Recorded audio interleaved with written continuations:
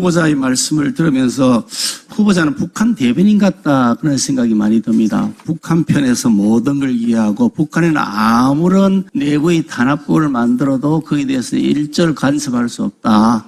그렇게 생각을 하고 계신 것 같고, 북한 주민들의 인권 문제에 대해서는 그쪽 자체의 문제니까 우리가 그에 대해서 개입해서는 안 된다. 인도적 지원만 하자라는 입장인 것 같아서 대단히 위험한 생각을 하고 있다는 말씀을 드리지 않을 수가 없습니다.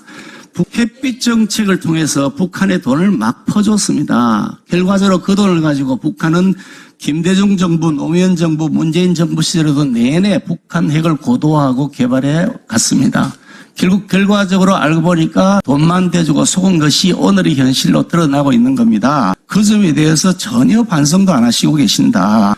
북한 편만 들고 계신다는 말씀을 드리지 않을 수가 없고, 저와 우리 국민의힘은 흡수통일을 원하지 않습니다. 흡수통일을 하겠다고 한 적도 없습니다. 단순하게 대한민국의 자유민주주의를 항구적으로, 이 평화를 항구적으로 보장받을 수 있도록 하려면 우리 스스로의 힘으로 이걸 지킬 수 있도록 해야 된다.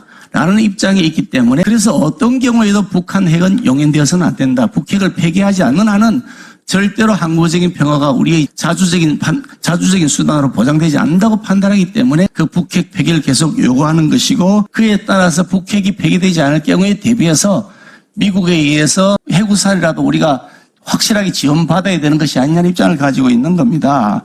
그런데 후보자께서는 완전히 엉뚱한 편향적 판단을 하고 계시면서 마치 우리 국민의힘이 흡수통일을 원하는 것처럼 그렇게 얘기하고 전제하고 말씀하신단 말이죠. 그래서 대단히 유감스럽다. 어떻게 이렇게 곡해하고 왜곡된 편향적 판단을 하시는가. 대한민국의 통일부 장관이 아니라 민주당의 통일부 장관 같다, 이런 생각이 듭니다. 물론 민주당 당적을 갖고 계신 현역 의원이시니까 민주당 편에 설 수 있다고 생각합니다만, 이렇게 편향적인 생각을 가지고 있으면서 북한의 대변인 같은 역할을 계속 하신다면 통일부 장관으로서 자격이 없다, 저는 그렇게 생각합니다. 생각이 어떠세요?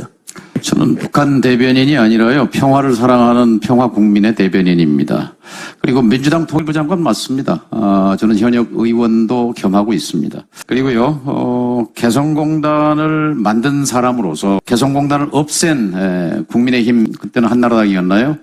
그 정부에 대해서 대단히 유감스럽게 생각합니다. 그리고 지금 남북 평화를 위협하는 것은 저의 생각이 아니라 윤석열 정부였습니다. 개성공단 문제는 북한이 온갖 불법도 사왕자씨 사례와 같은 사건이 생겼는데 하나도 반성하지도 않고 사과하지도 않고 재발 방지 약속도 안 했기 때문에 생긴 문제입니다. 북한이 윤석열 정부 2년 반 동안 미사일 발사 59회입니다. 문재인 5년 동안 40회, 두 배 가까이 됩니다. 5년 환산하면요. 자, 누가 더 한반도의 평화를 흔들었습니까?